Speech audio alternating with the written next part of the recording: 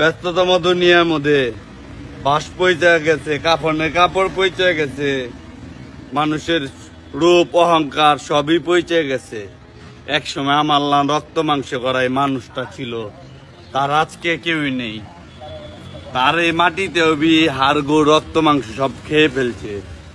এই কাফনের কাপড় গুলা পৌঁছে তেনা তেনা হয়ে গেছে, কোনো কিচ্ছু নাই। 3 টুকটা খালি কাফনের কাপড় মানুষের পাশে, তারপর মাটিতে খাওয়া ফেলা দেয়। তার অনেক আড্ডির অংশ এই যে মাটিতে খেয়ে ফেলছে। এই বাস্তব দুনিয়ার ভিতরে আমরা কিসের এত অহংকার করি, কিসের এত গর্ব করি? মানুষ জন্ম মৃত্যু আল্লাহ তাআলা লেখা দিছে, ভাগ্য তকদির বিবাহ আল্লাহর হাতে। আমরা না বুঝা না করে অনেক কিছু অনেক সময় অনেক উল্টা পাল্টা কথা বইলা ভালো দিই, ভুলভ্রান্তি কথা, এসব ঠিক না।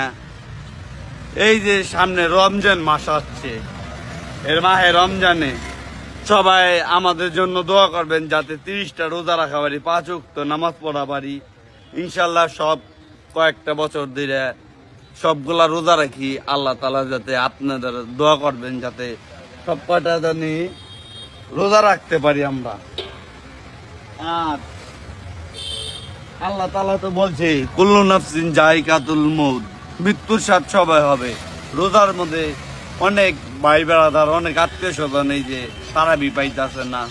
আল্লাহ তাতে সবাই একটা বছর হায়াত দেয় যে একটা মাস রোজাটা, মাহে রমজান সামনে। রমজানের যাতে সবাই তারাবি রোজা সবাই জানি পড়তে পারে।